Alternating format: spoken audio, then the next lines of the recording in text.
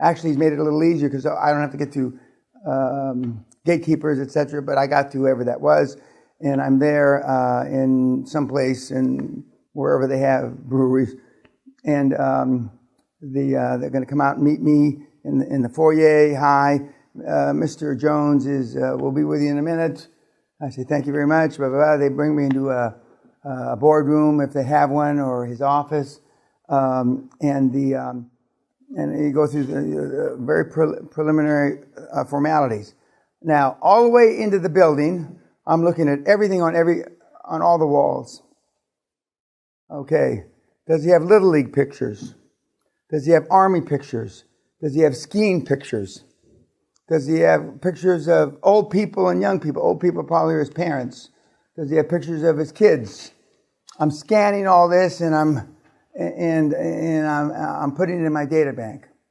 I'm looking at, does he have antique furniture? Does he have new furniture? Is it a Kia? Kia makes modern furniture? Yeah. So what is it? Does he have linoleum on the floor? Does he have carpet on the floor? Does he have modern lights? Does he have energy lights, saving lights? Okay, or does he just have old fucking things that suck up energy? Does he have solar panels on the building?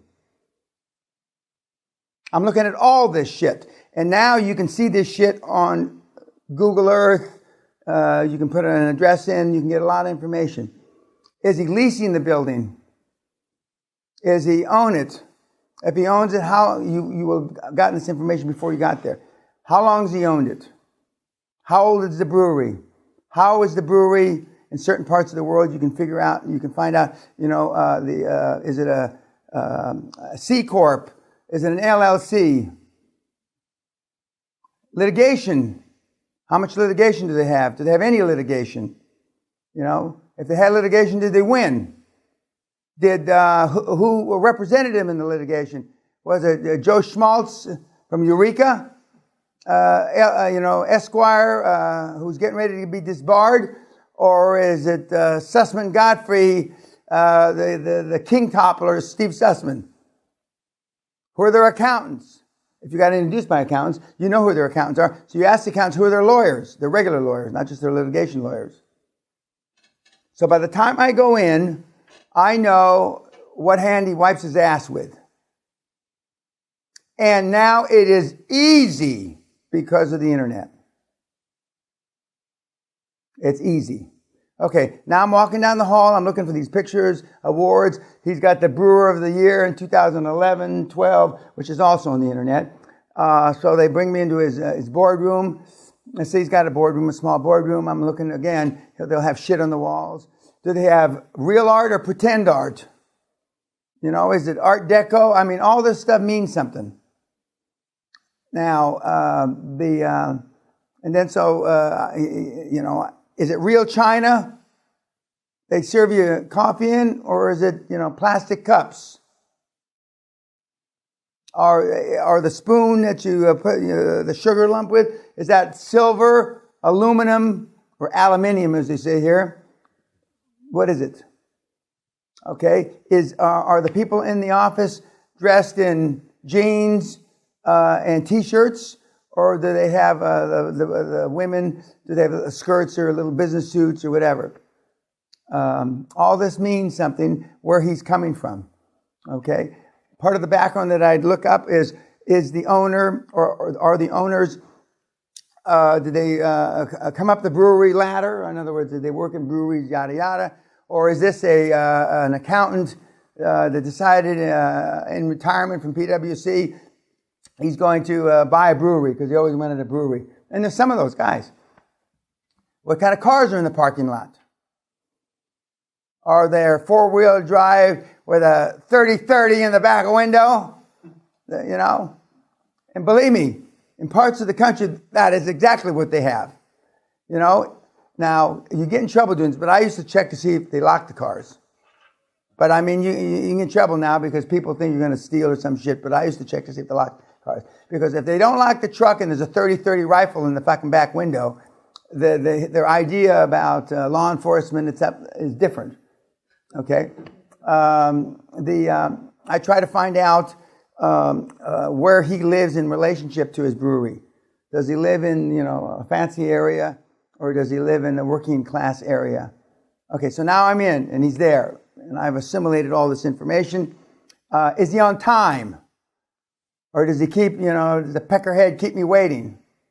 And I'm not dressed the part now, but I would be in my uniform, my business uniform, and I'm wearing a suit, and I always wear a three-piece suit, so that's not different for me. You wear a two-piece suit or whatever.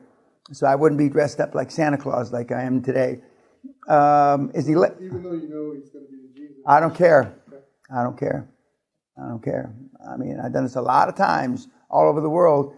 Oh, I didn't know it was going to be a meeting. Oh, I didn't know this. I didn't know that. Oh, that's all right. And I always say, oh, I understand. I really don't, but I say I understand. How does he shake hands? Like a couple of you shake hands. Give me your hand. Let me your hand.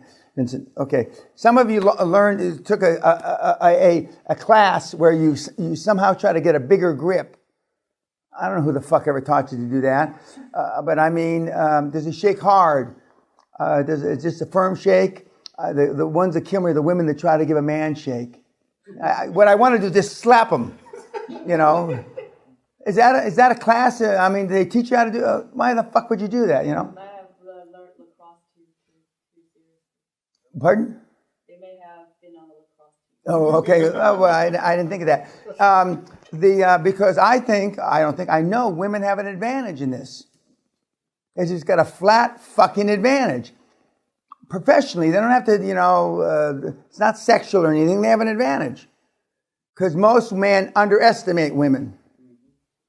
They don't think they're as smart, whatever, wrongfully. And so if I was a reasonably good-looking woman, I'd take advantage of that. Even if you're an ugly hag, you got an advantage. Now, if you weigh 700 pounds and you got a big wart on the side of your face, and you look like, now you don't have an advantage. Okay? You don't. And your daddy may have left you the brewery. Okay, so how do they shake hands? So he's on time, and he said, does he sit down or does he ask you, please be seated? If you're going into a boardroom, always sit with your back towards the window. If the boardroom was this way, I'd sit with that window at my back. Why? So they can squint. No. Why do you think gunfighters enter the street with the sun at their back? Correct. So the boys, I'd be sitting like this, facing this way. And sit at the head of the table. Take control. And then when the guns start, bam, bam, bam, he can't get because of the light in his eye. But anyway, now that doesn't happen anymore. Those were the good old days. So, and you come and they say, okay, Mr. Jones, thank you very much for your time. You got a very nice operation. I got here a few minutes early. I drove around. What you do, you get there a few minutes early and you drive fucking around. And if you got a meeting in the morning and you're flying, get there the day before. I mean, when people used to say, well, I missed my plane or they canceled the plane, I didn't want to talk to them. Fuck. Well, you should have come early, asshole. You should have come early. Okay, so you've got a nice operation and, I see the fence goes out. I mean, there's all these 20, 30 acres yours or just, and he'll be proud as punch to tell you. And now, do breweries have security? I mean, I'm sure they do. We've got security. Oh, yeah. I mean, I make a little joke, are you guarding the patents or this and that? Or, bullshit. You sit down. Thank you very much. I sent you some preliminary information. I sent it early. In fact, we talked to your assistant, and she said that she wasn't positive if you had time to read it, but it's just a short executive summary, and it says who we are, who's part of the investment group, and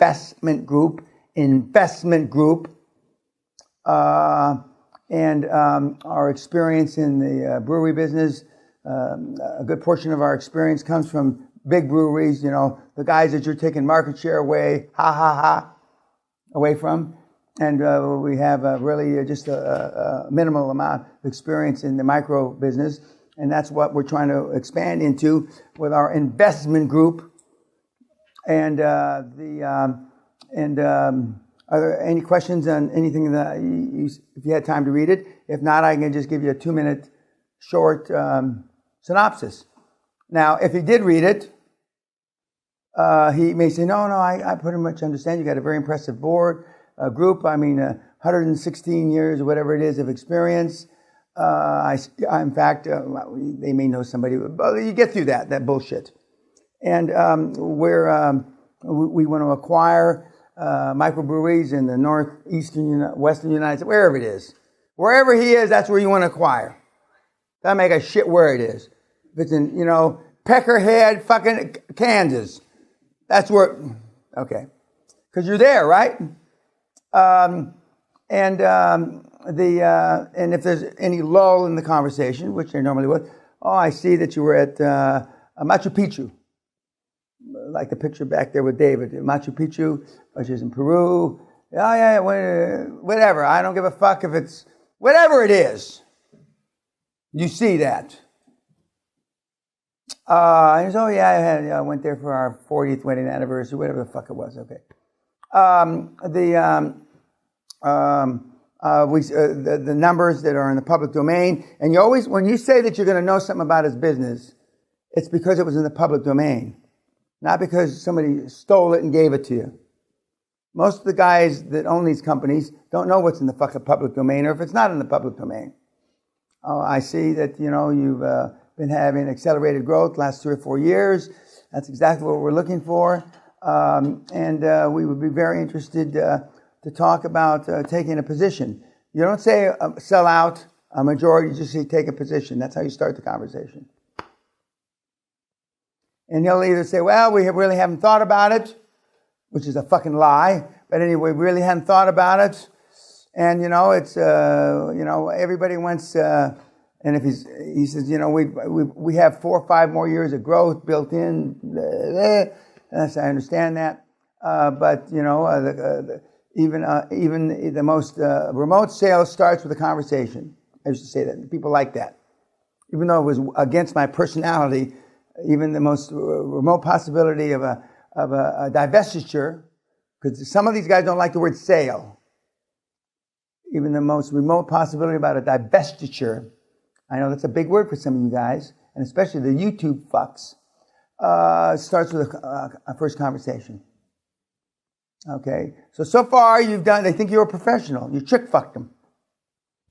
You trick fucked them in a professional way, and then he'll talk, or he won't talk, depending on where he really is, or if, like most people, you got to think about it, because most people can't think that quickly on their feet. That's why it's better if you can verify that they read the fucking executive summary you sent. And let me back up. Before the meeting, I'd have Tim, or not Tim, but whoever I had at that time, call to say, email it to the assistant and say, could you ensure that maybe put it on the top of his reading pile, or whatever it is. And one assistant to another assistant, we'll get some results. We've got kids that actually go by, depending where they are, and actually hand carry it. And like in the Wall Street, the movie, cigars, candy, all that shit works. I still don't understand why, because it's not my personality, but it does work. That's how you get in. Because he gave me the entree that he was already had an appointment. And all that should take no more than 15 minutes. Maximum. Unless, like the guys on the phone the last couple of days, by some stroke of irony, you happen to know everybody that ever helped him in life. But if you do, then milk it. Milk them until the legs fall, until the udders fall out off the cow. And once in a while that'll happen.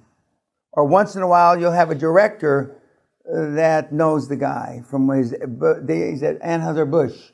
or some crap like that.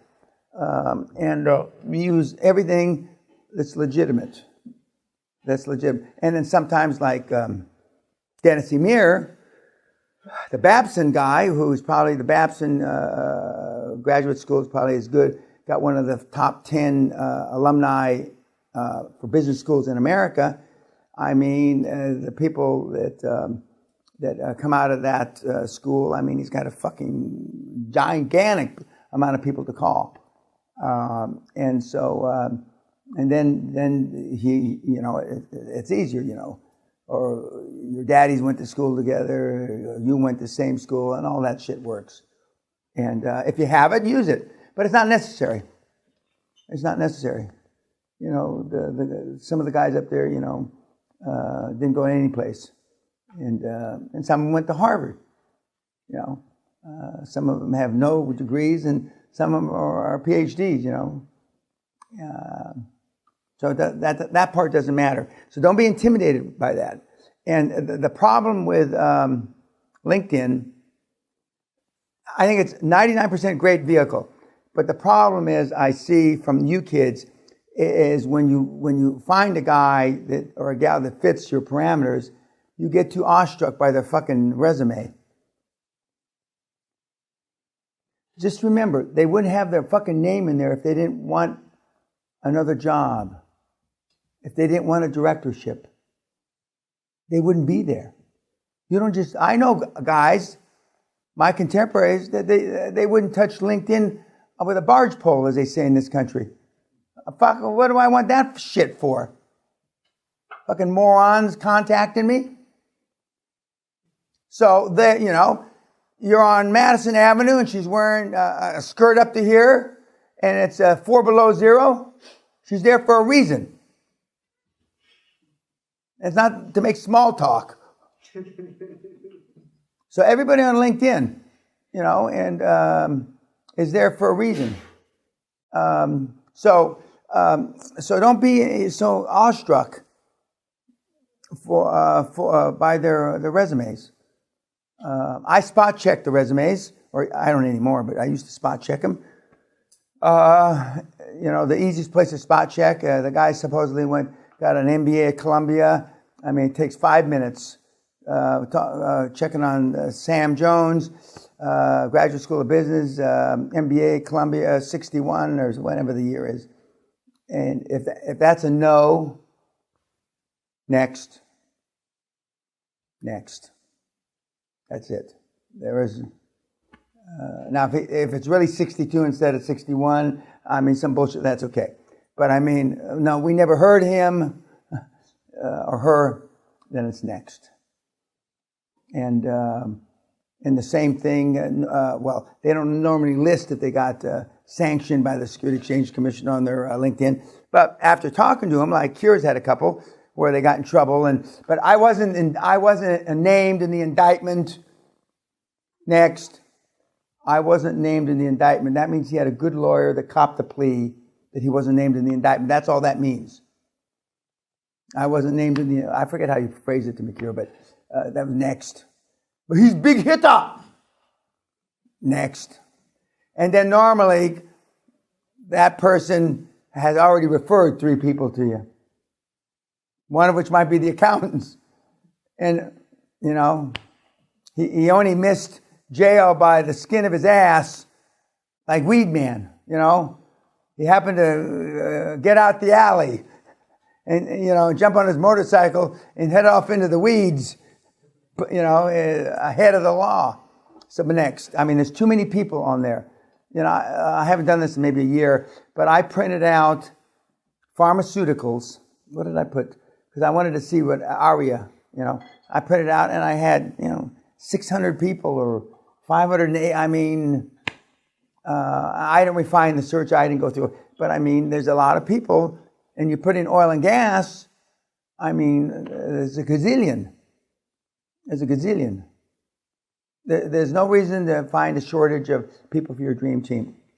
And again, the most important is chairman. So I'm back with the guy in his room, and and guys that have built these things up with their own hands and sweat of their brow are proud of him. you know. And some of them really do want the purchaser or acquirer to take care of, etc. But my experience is if they want that, it's up to a limit based on who's getting the money for the company. They may want you to keep them on and not fire them, but they're not going to give them 1/4, not 1 centavo of the sales price. Not one motherfucking penny of the sales price. And it's the whole difference between the QLA model and everybody else. The QLA model is from the chairman down to the guy that sweeps the floor, gets money. Gets money. And I've seen acquisitions that they forgot the previous owner in the first week because now they got options in the new deal. They couldn't remember the asshole's name. Because money talks and bullshit walks. And if there's a potential to make these people better off than they are, not even wealthy. I mean, I'm talking about the lower people. I mean, they appreciate that. You know, both Clinton and Trump are saying that, or Trump is, Clinton's not, is saying something to the effect that the GDP is growing at 1% or less in the last 10 years, and that this is the worst GDP growth since the late 40s, which I think is true. Federal Reserve and a few other people have said, and this is in the United States. And that the average wage is the same as it was in 1983 or 1988 or something. So that means there's been relatively no growth or zero growth. And in some parts of the United States, negative growth. And so when you step into an organization that's got 500 employees or whatever, if that's what they're used to, they're looking to anything that's got upside. And a lot of the people that you're in this business or in any business that you're going to go and look to acquire are just happy with a $10 million brewery, you know, making a certain amount of money and feeding all his personal expenses through the business, which is the way it goes. And they're just happy with that. Okay, so now he says, well, you know, I have to think about it. And he may say he wants to talk to his wife. He may want to say he wants to talk to his fellow board members. If he has an ESOP, which is an employee stock option plan with his employees, you know, I'd have to talk to the ESOP representative, which are all legit, okay? If he says shit like that, that's positive. That's positive. And that's about all you can accomplish on that first meeting. Okay, you don't get out your agenda and read, are you going to take, back such and such? You want to know if the fact that he's seeing you is that he's open to the idea. Now, when there's a second meeting, then he's not only open to the idea, he's thought about, you know, what can I sell this hog for? And that's when you start putting on the harder press. So I'm going to go to that meeting. There's a next meeting. Before leaving that first meeting, given the scenario you just gave, you say, hey, I'll be back. I'm going to be in the area in a week. You want to have No, and I'll say, no, because you will have asked him some questions. He said he's going to have to, you know, get the information. I said, you know, I prefer one-on-one. You know, I'm back in the northeastern United States in 3 weeks, or I'm here looking at opportunities for the next 2 weeks. I can be back next week. You want him to know that you're looking at other opportunities. Other opportunities. He may say, well, I mean, who else are you talking to? I said, well, that's confidential. You know, I wouldn't be telling people that I'm here. So I'm sure you can appreciate that I can't or I won't tell you. You could only get back to you. You get back to him anyway. You get back to him. Absolutely, you know. So now it's a week, 10 days later, you haven't heard from him. Hi, Mr. Jones, and now the receptionist will put you through because you gave her a card or some bullshit. And hi, this is Johnny Peckerwood. we met 10 days ago. Oh, yeah. I'm back in the Northeast. We're looking at a lot of opportunities. I'd love to come back and visit with you to see, what thought you've given it. Now, if they've given no thought or they're not interested, there won't be a second meeting. There won't be. If they have given it thought, they'll say yes. And you were going to touch base with the ESOP representative. Do you think? And he'll say, yeah. I'll tell you what that happened, or what the result of that was when I see you. And then he may, ask you to come to lunch, yada yada. And then, although I don't like lunch and breakfast meetings because I think they're a waste of time, if they want you to come to lunch, then then you go. Now, depending on your own presentation skills and depending on your own ability, how numerate you are, numbers-wise, see, Alex can go to these meetings on his own because he knows who's on first. Some of you that can't spell numbers should bring a director along, preferably your CFO and or industry expert. You need somebody that knows how to talk turkey. Not turkey meaning about the industry, the deal. And if you got a guy that was at Anheuser-Busch with him 18 years before, whenever, that's the guy you bring. Whether he's the numbers guy, he would be an industry expert because he was at the brewery with him. That's the guy you drag along. Because all of a sudden, it's just like that guy I talked to. I really wasn't leaning that way, but now I feel at home and blah, blah, blah, blah. And so now you're back. Same boat, come the day before, same thing. And have your little speech ironed out with your guy that you're bringing, or gal, whoever it is. And you come early, same thing again. And and he may or may not have somebody there. If he's an iron-fisted guy, he started the company, he owns all the stock, there may be nobody there. Because he's used to, for all these years, making his own decisions. He's not interested in anybody's fucking opinion. There's plenty of those guys. And when you bring somebody that is from Anheuser-Busch or whatever, the conversation will take on a new life. And just like the conversations I had. And then you just sit back and keep your fucking mouth shut and keep your agendas up your skirt and don't show anybody, Kira. And then there'll be a lull in the conversation. Say, oh, God, I'm glad you guys got along. You know each other. What are your feelings? And then it'll start unpeeling like an onion. Well, we might consider a minority stake, yada, yada. Oh, we might live with that. What do you have in mind? And probably at the segment, well, let me show you around. And I've looked at I didn't look at any microbreweries. I looked at big breweries, big fuckers. And and when I was going to university, Anheuser-Busch, they stopped this because of student violence, but they used to open up the breweries Friday afternoon from 2 till 7, and you could go on tours of the breweries and get free beer.